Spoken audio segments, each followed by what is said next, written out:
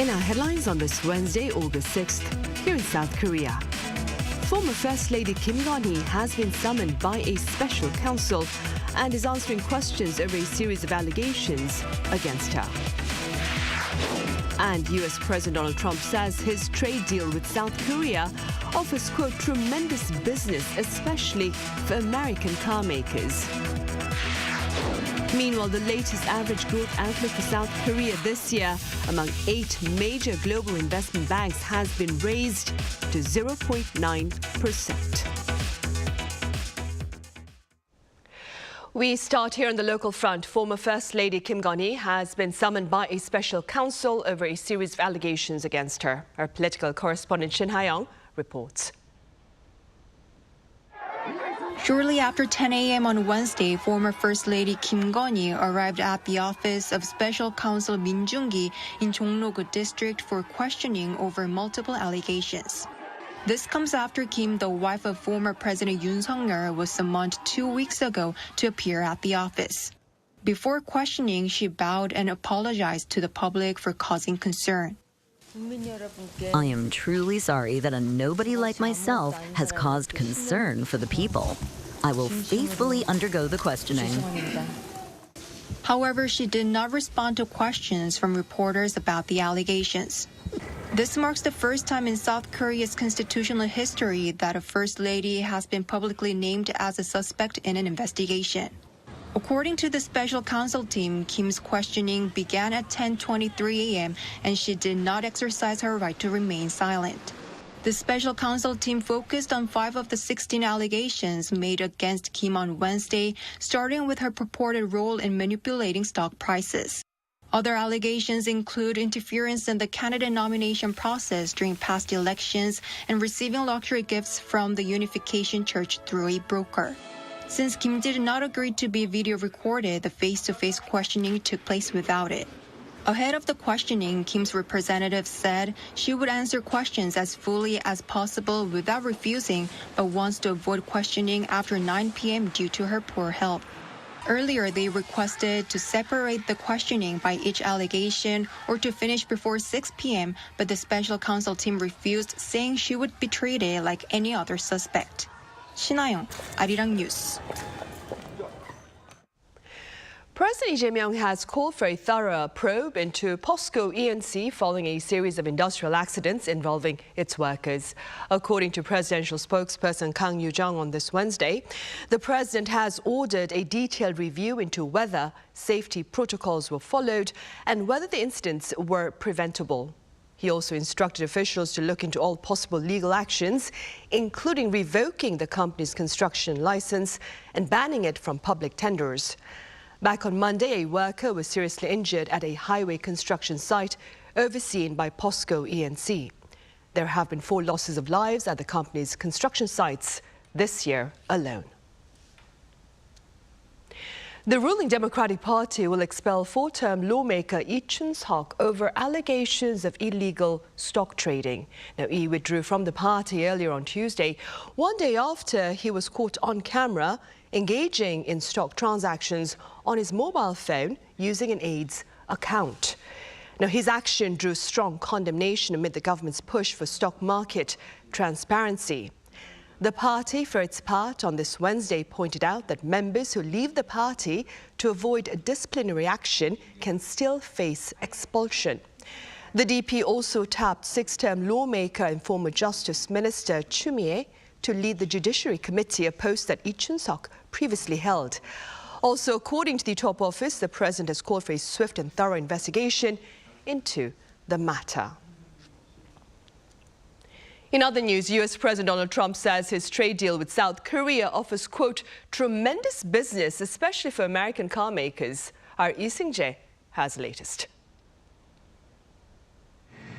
U.S. President Donald Trump on Tuesday touted the recent trade deal made between Washington and Seoul, saying that the agreement will significantly boost American automobile exports. In a CNBC interview, Trump said South Korea was a closed country, but the trade deal opened the market, referring it to as a tremendous business. The U.S. leader said the U.S. will be able to sell cars, trucks, and SUVs to South Korea. While South Korea has long imported American cars, the U.S. has repeatedly criticized Korea's automobile safety and environmental regulations, viewing them as non-tariff barriers. Meanwhile, during the same interview, Trump also said that his administration will raise levies on imported pharmaceuticals to 150% in a year. He added that the tariffs will then be raised to 250% later, as he unveiled a plan to announce more sector-specific tariffs within the next week or so. And Trump's push to reduce America's trade deficit through tariffs seems to be working, according to latest data. According to the Commerce Department's Bureau of Economic Analysis, the U.S. trade deficit narrowed significantly in June, while the trade gap with China fell to its lowest level in over 21 years. While the goods trade deficit dropped to 10.8%, reaching its lowest point since September 2023.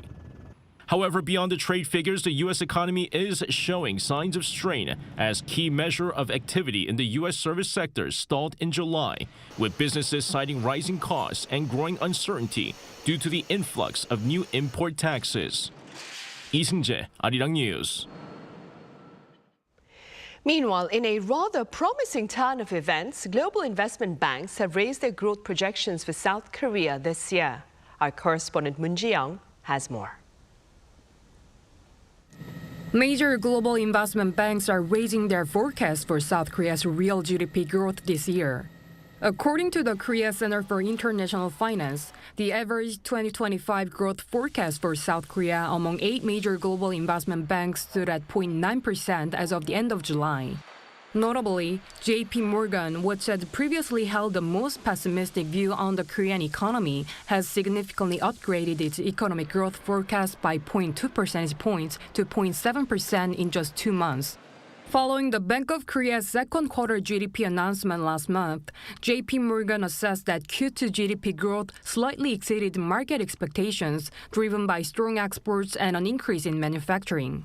Goldman Sachs also raised its growth forecast by 0.1 percentage point to 1.2%, reflecting the outcomes of Korea's tariff negotiations with the U.S. In its August 1st report, the bank noted that the deal with the U.S. reduces uncertainties regarding tariff on specific items such as semiconductors, adding that Korea is not at a disadvantage compared to other countries.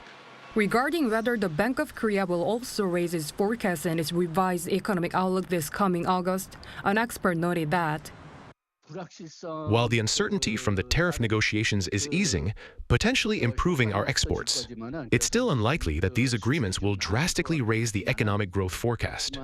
Nevertheless, it will probably be slightly better than the 0.8% we had expected. The Bank of Korea, in its May forecast, projected this year's annual growth rate at 0.8% and anticipated that the supplementary budget would boost the rate by 0.1 of a percentage point. Moon Ji-young, Arirang News. South Korea serves as a role model given its proactive stance in defense against North Korea and its increased military spending. Now, this is according to U.S. Under-Secretary of Defense for Policy, Elbridge Colby. In a recent post on his social media platform, he also stressed the importance of modernizing the ROK-US alliance in response to emerging regional security concerns.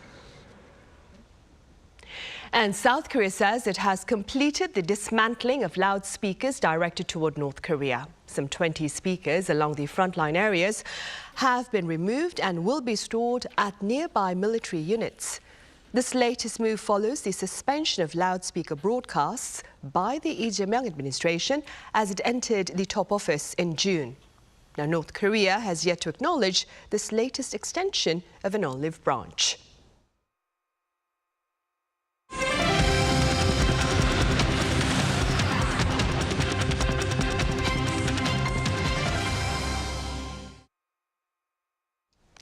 Football star Son Heung-min departed South Korea late Tuesday for the U.S. amid news that he is poised to set a fresh record for Major League Soccer transfer fee. Our Kim Bo-kyung reports. After bidding farewell to Premier League side Tottenham Hotspur at the weekend, South Korean football icon Son Heung-min departed for Los Angeles on Tuesday evening. He signed autographs for hundreds of fans who had gathered to get a glimpse of him at Incheon International Airport before boarding on LA-bound flight. Several reports have said that Son is expected to join Major League Soccer team Los Angeles FC with only the final details of the transfer, completing paperwork and doing a medical check remaining. Son could officially announce his contract with LAFC as early as Wednesday local time. When it comes to his transfer fee, both BBC and ESPN said Son was moving for a fee of around 26 million US, which is around 36 billion Korean won. If the number is correct, the figure would break the MLS record 22 million US Atlanta United spent to have Emmanuel Latelat for Middlesbrough. This would make his move to LAFC the highest transfer fee in MLS history. Son's new chapter in the U.S. comes after he ended a decade-long journey with Tottenham with a farewell game, Tottenham's preseason match against Newcastle United at Seoul World Cup Stadium on Sunday. One of the toughest decisions of my football career. This is how he described his feelings as he announced that he is no longer going to be a Premier League player. Since joining the Tottenham in 2015, Son is fifth on the all-time scoring list for the team with 173 goals in all competitions. He won the Premier League Golden Boot as the league's joint top scorer in the 2021-2022 season and captained the team to the UEFA Europa League title in May, which was the club's first major trophy in 17 years. 김보경, Arirang News. Close to 7 out of 10 young Korean consumers are reportedly willing to pay more to purchase products made by socially responsible businesses. Our correspondent Kim Do-yeon has details. As ESG practices become more widespread in Korea's economy and society, so-called value-based consumption, making purchasing decisions based on personal beliefs and values, is emerging as a key consumer trend among Gen Z. According to a survey released on Wednesday by the Korea Chamber of Commerce and Industry, which polled 350 people aged 17 to 28 nationwide on perceptions of ESG management and consumption trends, 66.9% of respondents said they would choose products from companies practicing ESG even if they're slightly more expensive. This suggests ESG efforts are having a direct impact on brand preference and purchase decisions. But experts say it's always important to continue monitoring companies. Some companies do a good job with ESG management and even obtain certification for their efforts. However, there are also cases where companies receive such certification but still engage in problematic practices. That's why it's important for consumers to look closely and make informed judgments about the companies they support. The survey also reflected this. It found that Gen Z is quick to boycott companies involved in social controversies or ethical misconduct. More than 6 in 10 respondents said they had stopped purchasing from a company due to unethical behavior or negative ESG-related issues. Young people are also highly sensitive to the authenticity of corporate ESG efforts. In particular, 65.4% of respondents expressed concern over the issue of greenwashing. This highlights the risk companies face of being shunned by young consumers if their ESG activities are perceived as mere marketing tactics lacking genuine commitment. Kim Do-yeon, Arirang News. South Korea will temporarily allow visa-free entry for group tours from China starting September 29th, just ahead of China's week-long National Day holiday through June next year. The decision was made on this Wednesday during a government task force meeting on boosting tourism, chaired by Prime Minister Kim Min-seok. The exemption will apply, that is, to groups of 3 or more Chinese nationals traveling with tour agencies designated by South Korea's Culture Ministry. Since last November, China has permitted South Korean nationals to enter without a visa for up to 30 days, a policy that is set to expire this December. Downtown Seoul has been transformed into a summer playground to offer the public some fun relief from the blistering heat. Now, this is according to my colleague An Sung-jin. Do take a look. One last splash before the summer ends. The sweltering days of summer will soon come to an end. But Seoul isn't ready to let go of the season just yet, especially here in Gwangbok Square. In this scorching August heat, those that are trying to escape the sun and the heat took the chance to cool off in the water. From water slides to water buckets, the location has lots of attractions for visitors to enjoy. I came here with my mom and 2 aunts. It was hot outside, but once we got into the water, it felt cool and so much fun. As August 15 is Gwangbokjeol, the 80th anniversary of Korean independence, special activities have also been planned around the theme Let's Dive into Gwangbok. Co-hosted with the Seoul Regional Office of Patriots and Veterans Affairs, the event also holds booths to raise awareness of the country's struggle for independence.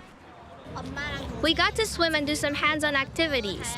I even wrote a message celebrating the 80th anniversary of Korean independence.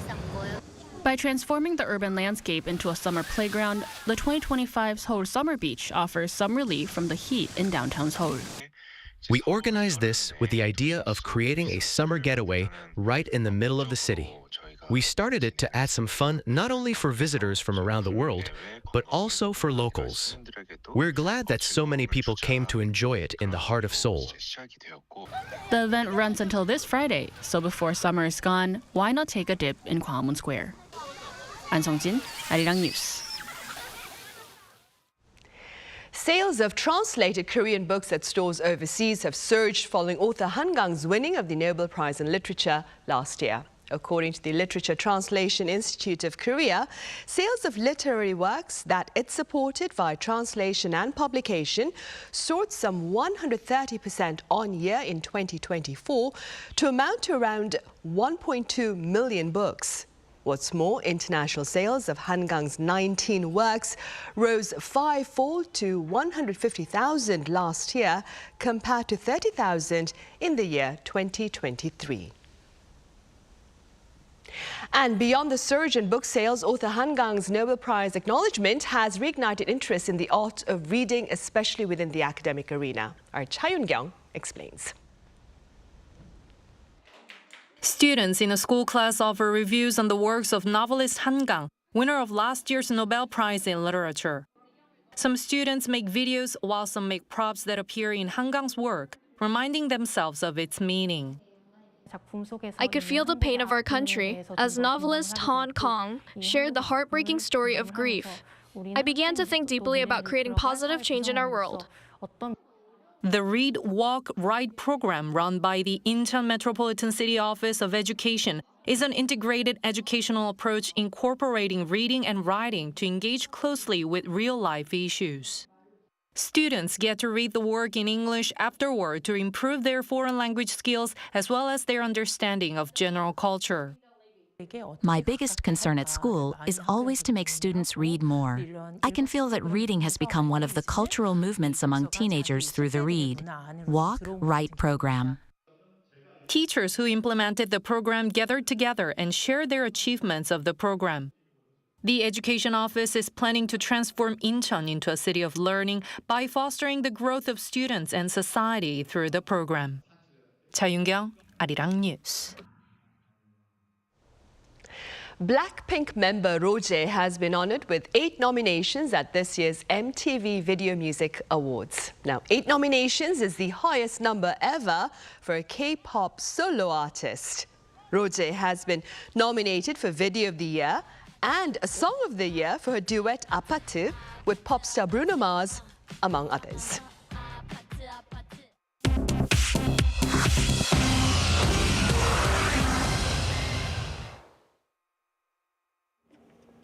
This is The World Now, bringing you the stories from around the globe. The UN Secretary-Council assembled on Tuesday for a meeting called by Israel to address the situation of hostages still held in Gaza, following Hamas's release of videos of emaciated Israeli hostages. At the meeting, United Nations Assistant Secretary General for Europe, Central Asia and Americas, Miroslav Yanka, condemned footage of the visibly malnourished hostages Iviata David and Rom Breslavsky, who were taken hostage by Hamas on October 7, 2023. He also emphasized that hostage-taking is a violation of international law and constitutes a war crime. Yanka addressed reports that Israel's Prime Minister, Benjamin Netanyahu, is seeking to expand military operations in Gaza, calling the plan deeply alarming and a risk to the lives of remaining hostages. Aide David, the brother of hostage Iviata David, also spoke at the meeting via video link-up and described the deteriorating condition of his sibling. A U.S. Coast Guard investigative board has found that the Titan submersible that imploded in 2023 had an inadequate design. OceanGate's Titan submersible was on a tourist expedition to the wreckage of the Titanic when it imploded, killing the 5 people on board, including OceanGate CEO Stockton Rush. According to a 300-page report released on Tuesday after a 2-year investigation, the implosion was deemed preventable. The U.S. Coast Guard Marine Board of Investigation emphasized the need for stronger oversight and clearer regulatory pathways for operators pursuing innovative designs outside current standards. Wildfires swept through parts of Spain on Tuesday as the country endured its second heat wave of the summer, with temperatures soaring to 40 degrees Celsius in several regions. In Spain's Galicia region, firefighters battled a wildfire near residential areas in the town of Ponteceso, and the nearby village of Colme Aldea was evacuated. In southern Spain, a blaze in the town of Tarifa spread rapidly through nearby mountains, forcing the evacuation of hotels and campsites in the area. Efforts to contain both wildfires were hindered by strong winds. Heavy metal legend Ozzy Osbourne died of a heart attack, coronary artery disease, and Parkinson's disease. That's according to his death certificate, which was obtained by the New York Times on Tuesday. The former Black Sabbath frontman died on July 22nd at the age of 76 and was best known for his unique heavy metal voice, outrageous acts, and absurd MTV series, The Osbournes. Osbourne's funeral was held in the city of Birmingham, England on July 30th. Walter Lee, Arirang News.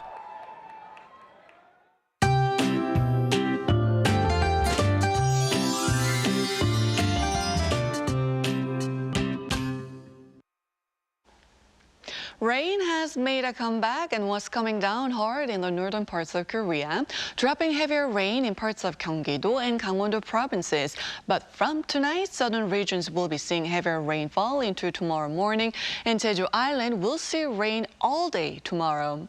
Jeollado provinces and Jeju Island will be seeing heavy downpours. The rest of the southern provinces could be seeing 30 to 70 millimeters an hour of rain lashing down overnight. And with the rain moving in, a heat advisory was lifted in the central parts of Korea, but the heat wave returns starting out the day at 27 degrees here in Seoul and Busan. By the afternoon, Seoul, Daejeon, Gwangju will be getting up to 32 degrees under sunnier skies. Jeju will be rainy all day tomorrow. In fact, those on Jeju need to keep that umbrella closed as rain is expected through early next week. That's Korea for you, and here's a look at the international weather conditions.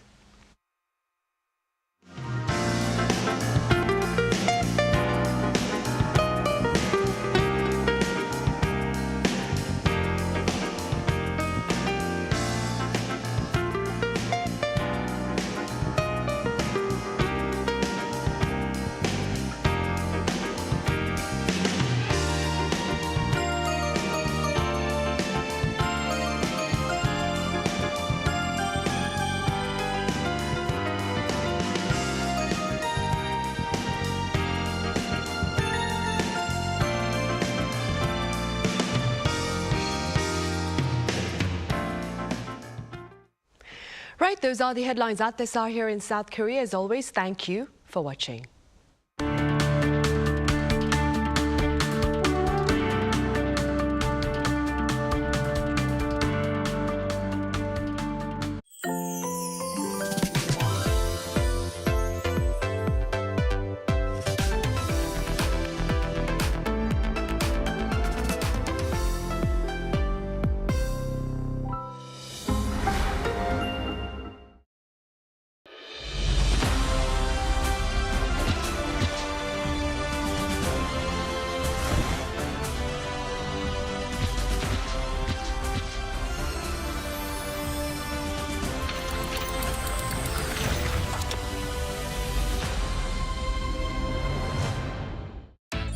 TV is conducting an overseas TV viewer survey to provide you with a better global broadcast service.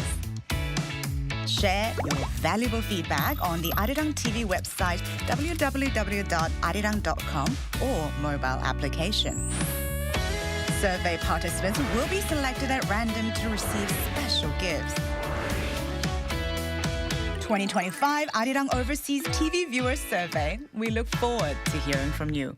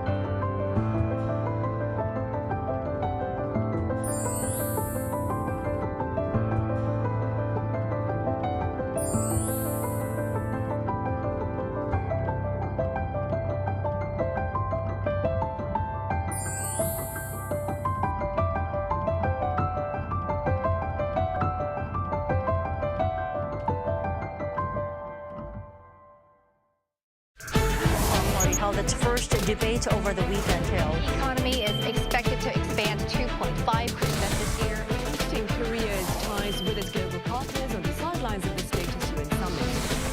A massive drone attack on Ukraine overnight on Monday and Tuesday.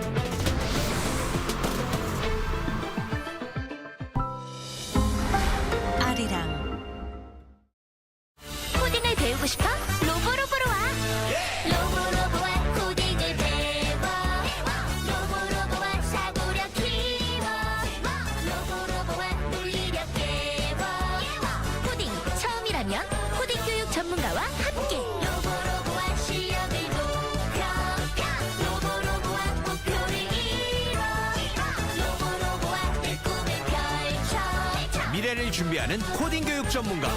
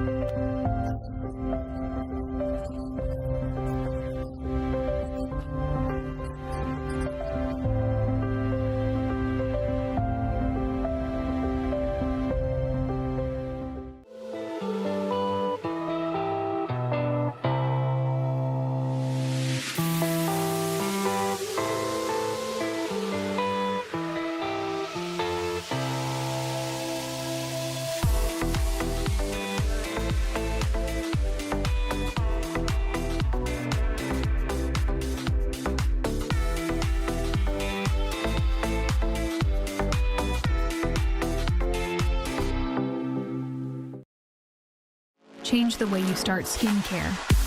7 vegan peptide, maximum benefits for your skin. And amplify the effect of the next skincare step. Boosting, glowing, and brightening. Effortless care. Visible results. 7 vegan peptide booster. Mizone.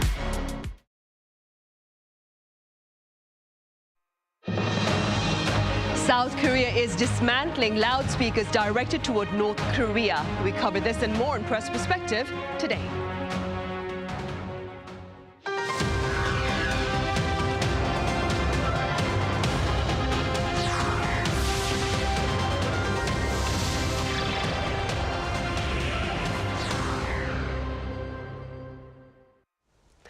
Welcome to Wednesday's edition of Press Perspective. It's August 6th here in Seoul. I'm Min Sun-hee.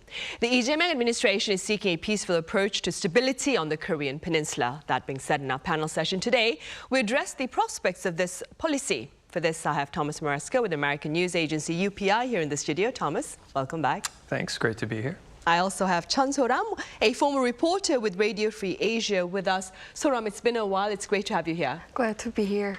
Right, Thomas, we shall start with you. Let's begin with South Korea's dismantling of loudspeakers directed toward North Korea. You covered this for the UPI. Tell us a bit about your coverage and, of course, your takeaways. Yes, so started on Monday. They began dismantling these loudspeakers that have been set up along the border inside the DMZ that had been broadcasting kind of anti-Pyongyang propaganda, I guess you could say, or, it was K-pop and news from South Korea and maybe messages to people in North Korea that might be hearing about life in South Korea. And so the military started taking them down on Monday, and they finished today, actually, they announced. This actually follows on the administration of President Lee Jae-myung's approach to North Korea, these efforts to improve relations, or at the very least kind of take down the temperature for now. So Lee Jae-myung had actually ordered the suspension of the broadcasts, the broadcast from these speakers in June. So this was just kind of finishing up the job, I guess, or doing it more in a more permanent way. And these had restarted about a year prior under the previous Yoon administration. They had kind of come in response. There was this back and forth, as I'm sure you recall, covering at the time, of North Korea sending these trash-filled balloons over the border. And so South Korea started these speakers up again, but, they've been used over decades, I think, really. So, there was this border tension going on that was kind of, at points getting sort of seemingly quite serious. So I think Lee Jae-myung's approach since, starting the administration has been to try and, lower the temperature in these kind of immediate ways. I mean, he's also, the South repatriated some North Korean citizens last month that had been found on boats, that crossed the border, and actually even attempted to contact, they've been reaching out to North Korea to try and reestablish communications, and they had yesterday had said that they wanted to repatriate the remains of a body that was also found on an island in the Yellow Sea or the West Sea of a North Korean citizen, and were requesting, the North to respond. And so basically the North has really not taken the bait or responded to much of these overtures by South Korea. I mean, they did cease their own speaker broadcasts when the South had cut off the propaganda broadcasts. The North had been broadcasting like animal screeches and weird noises, and they did stop that. And they've done a couple of, maybe reciprocal things like that, although they haven't removed their loudspeakers yet. The military has said that. But in general, Kim Yo-jong, the sister of North Korean leader Kim Jong-un, just last week made a statement in the official state press, basically saying, we have no interest in reconciling or discussing anything with the South. And, the Lee Jae-myung administration is more or less the same as Yoon. They're still tied to the U.S. militarily. So, that's been their response so far. Right. And meanwhile, speaking about the suspension of broadcasts, So-ram, the National Intelligence Service has also suspended its decades long radio and television broadcasts targeting North Korea. For the sake of our viewers who may not be familiar with that, could you tell us a bit about the history of those broadcasts by the National Intelligence Service, as well as its recent suspension and, of course, the response to this? So the history of those radio and TV broadcasts go back decades. South Korea's intelligence agency has been running these broadcasts into North Korea over 50 years. Radio transmissions to North Korea began during the Korean War, initially led by the U.S., and then in 1970s, South Korea took over and operated ever since. So it's over 50 years of history for South Korea's side. South Korea used these broadcast to send global news, testimonies from defectors, and popular dramas, and even K-pop music into North Korea. And the goal was to offer a rare glimpse of life outside North Korea and beyond their tightly controlled information bubble.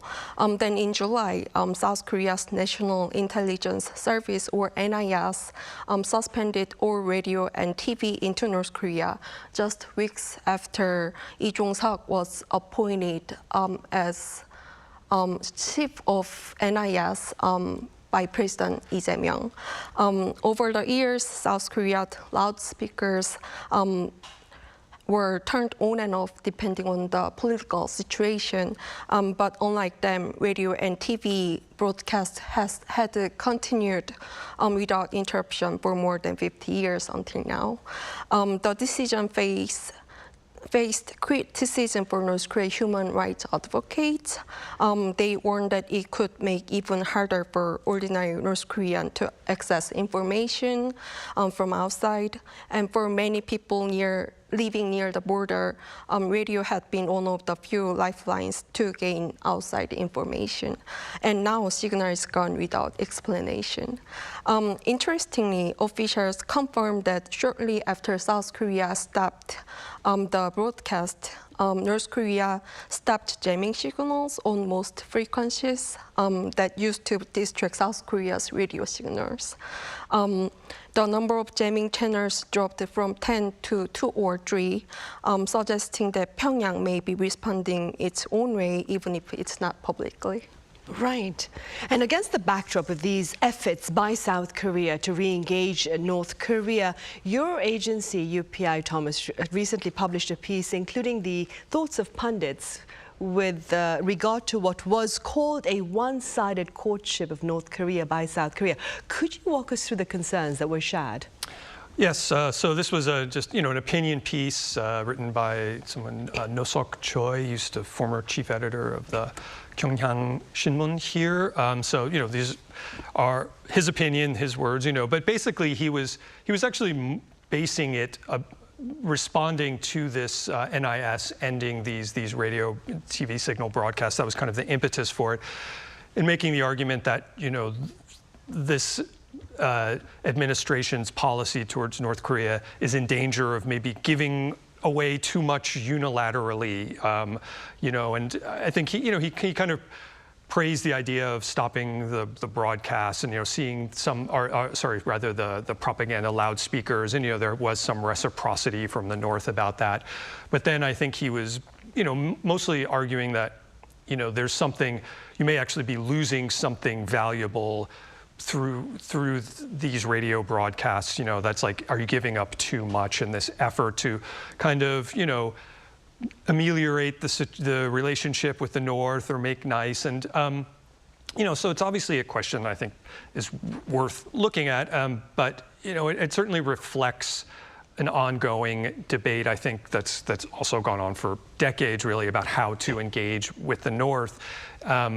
Where, I was here during the period of the Moon Jae-in administration and that time, and there were criticisms not only from kind of the conservative or right wing saying, oh, you shouldn't be trying to talk with Kim Jong-un, we shouldn't be trying to, negotiate with them, but also from sort of human rights activists, et cetera, saying, you're not, you're giving away too much, or you're not demanding enough in terms of concessions about issues like human rights or things that, this idea, I think, was that we have to give North Korea as much as possible to get them to the table. And that's been kind of an ongoing push and pull throughout. And I think so now we're seeing this reemerge again. And, and the wild card really, though, is what's Washington going to do in the middle of this? I would note that the Trump administration has done probably, even maybe a greater,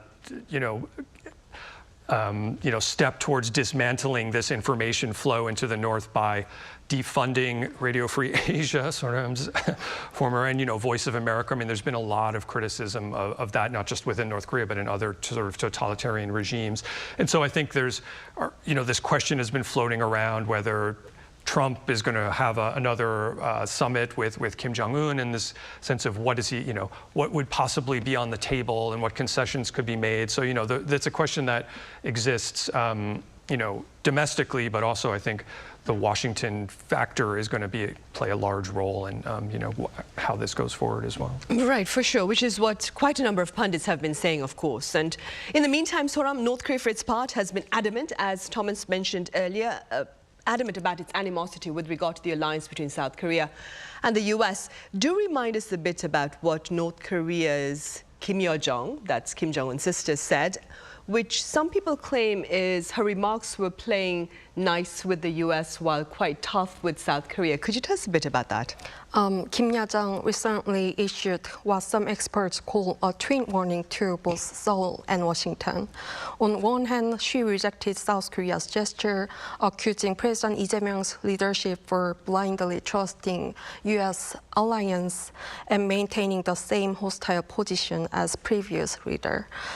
She said, "We have no interest in any proposal from Seoul, and there is neither reason nor issue to meet." At the same time, her tone towards U.S. Was unexpectedly more measured. She noted that Kim Jong-un's personal relationship with President Trump is not bad, but quickly added that any expectation of denuclearization of North Korea would be a mockery. She insisted that U.S. must accept North Korea as a nuclear state before dialogue. This dual message can be interpreted two ways. Some see this as strategic attempts to drive a wedge between Seoul and Washington, widening the differences. And others say she's softening the tone towards the U.S. while scorning like South Korea, signaling potential interest in U.S. engagement under strict terms, although she dismisses South Korean diplomacy completely. In essence, Kim Yo-jong remains hostile towards South Korea, firmly rejecting its peace gesture. At the same time, she's keeping diplomatic channels with the U.S. open, but only on North Korea's nuclear terms. So her remarks can serve as both a warning to Seoul and an olive branch to Washington, depending on how one reads it. Right, and staying with security here on the Korean Peninsula, Thomas, amid much speculation about the fate of American soldiers stationed here in South Korea, UPI again carried an opinion piece that highlighted the importance of maintaining the status quo. Could you tell us a bit about the thoughts that were shared in that opinion piece, and of course, your takeaways as a correspondent based here in this part of the world? Right, so that was a piece by a guy named David Maxwell, who's analyst, pundit, scholar. He's a retired U.S. Army Special Forces colonel who's been based in this region for quite a while. And basically, I don't know if he was arguing for the status quo as much as arguing maintaining, a forward-facing U.S.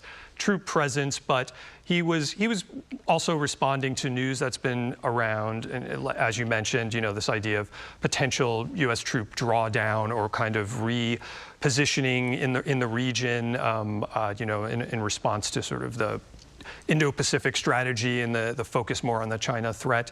And there have been specific terms for this alliance modernization is the phrase that's come out from some sources in the Pentagon and the State Department. There's been, a couple of tweets about it and some, reports in media that, is saying this is basically how the Pentagon is framing this. And this may be something that's going to come up. I don't know how much in the Trump Lee Jae-myung summit that's supposed to be happening soon. But this idea that it's out there, alliance modernization, but what I think that the specifics of that is not clear, and so I think there's some concern or some sense that that may mean moving U.S. troops elsewhere in the region, but David Maxwell in this opinion piece is really saying that yes, alliance modernization is important, and it's an idea of shifting from a kind of traditional deterrence posture to more of a regional security focus. And he's arguing that there needs to be U.S. troops here to do that, and that it would be, I think, basing them here would be vital for helping to deter aggression and support partners across the Indo-Pacific. That's kind of his argument, and calling it kind of a regional force multiplier. So he's basically saying that they should be updating the alliance, and he's talking about multi-domain operations, joint rapid response, even returning to DMZ patrols for U.S. troops. So he's kind of supporting this idea, but emphasizing that there needs to be a strong U.S. troop presence here. And he's made the argument, and I've seen some other people argue this as well. Kurt Campbell, who's the former Deputy Secretary of State in the U.S., recently at a conference mentioned this. This idea of pulling back troops, sends a signal that to the north and maybe to other adversaries in a way that could be, misinterpreted or seen as a crisis of confidence, of confidence among allies. So, there's an argument that just the symbolism of it would also be a sign you don't want to send if you want to maintain this strong alliance. Right, and staying with this, Soram, in an interview with the Washington Post, Foreign Minister Cho Hyun, he also brushed aside concerns about a possible reduction in U.S. troop presence here on the Korean Peninsula. What exactly did he say, and what have you been hearing on the ground with regard to this particular issue? So, in recent interview with the Washington Post, Foreign Minister Cho Hyun downplayed concerns about potential reduction in U.S. troop presence on the Korean Peninsula. He explained that there is no indication that U.S. forces will be leaving, and he said U.S. forces will remain as such, and their role will remain as of today. According to Joe, he recently met with a number of U.S. senators, and based on the conversation he had, he was assured that the reduction of the forces will not be the case. When he was asked what a potential reduction might mean for the U.S. and ROK alliance, he described the scenario as hypothetical, but also said he doesn't believe it will happen. This message was widely seen as an effort to calm any domestic concern inside of South Korea, especially with growing speculation that shifting U.S. forces toward countering China in other parts of the region. In South Korea, experts agree with Joe's reading of situation. Many viewed his remarks as both public reassurance and a signal that the U.S. and ROK alliance remain solid. With the summit between President Lee Jae-myung and President Trump is expected to come on later this month. Joe's comments may have intended to set expectations and reinforce the current alliance structure. In short, official line from Seoul is that U.S. troops not going anywhere, and the alliance remains central to South Korea's security structure. Right, indeed, and those were the remarks by the Foreign Minister Cho Hyun. Thomas, quite a number of pundits have been talking about how the price for peace here on the Korean Peninsula is rising. What have you been hearing? Let me add one thing to the previous discussion, just because it was something I wanted to say. From my own perspective, one thing I will be keeping an eye on is the U.S.-South Korea joint military exercise, Ulchi Freedom Shield, is happening, this month, and I think information about that is going to be coming out very, very shortly. And I think that will be an interesting, maybe, measure to see where some of these issues might be playing out in the real world. If we see some changes in the exercise, yeah, maybe so that's just something I wanted to mention. I will be keeping an eye on. As far as to the question about the possibility of engaging with the North, I don't think anyone thinks now that it's something that is very obviously in the cards. One analyst, Robert Kelly, who's famously the BBC dad, he had a piece recently, and he was talking, basically saying that any notion of a grand peace deal between Trump and North Korea is basically impossible, and there's just this fundamental kind of unbridgeable divide, which is that Pyongyang has declared itself a nuclear weapon state, and as we were talking about before, Kim Yo-jong has kind of made that clear recently again, mentioning that there's just no this any notion of approaching from a perspective of denuclearization.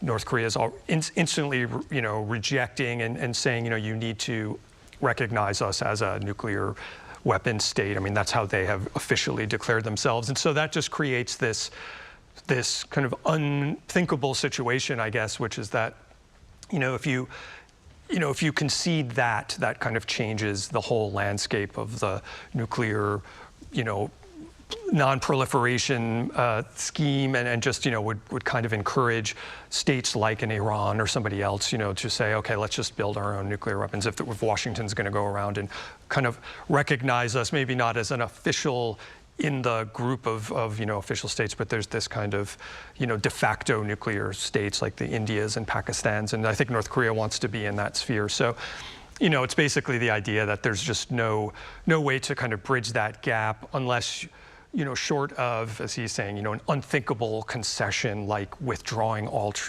U.S. troops from South Korea. So I think, this is the position now where North Korea is, and they frankly are in a stronger position than they were the first time around when Trump, met with Kim in 2018. And so, the other arguments that I think analysts have generally made on the other side of that, or in terms of the engagement question, are more about, don't start with denuclearization, even though, Washington has recently reconfirmed its commitment to, complete denuclearization of North Korea. There's been this idea of an arms control approach as the way to start, and that comes from people like Jeffrey Lewis, Siegfried Hecker, Jenny Town. There's a number of kind of, nuclear experts that have advocated for that. And the idea is kind of risk reduction, stability, and maybe taking a slower approach, step-by-step kind of deals. But that's not, what Washington is signaling. And that's, really, I think, to be seen where South Korea wants to fall on that scale. But I think the idea that, accepting North Korea as a de facto nuclear state would also strengthen the demands, the calls here within South Korea to, perhaps get its own nuclear weapons. So it's a very fraught situation. And I think, at this point, there doesn't seem to be a really easy path forward. I mean, of course, we know Trump has, said he thinks he has a great relationship with Kim Jong-un, and it sounds like something he wants to do. Maybe, again, we'll get some more ideas if and when Lee Jae-myung and Donald Trump meet for their summit. Right. Well, Mr. Trump has said that they'll be holding a summit this particular month, so hopefully we'll get a better picture of the situation once their summit takes place. I'm afraid that's all the time we have today. Thomas, as always, thank you so much for your insights today. And Suram, thank you very much for your time and thoughts. Thank you. Right. Well, that is indeed all the time we have for this edition of Press Perspective. As always, thank you for watching, and do join us again same time tomorrow.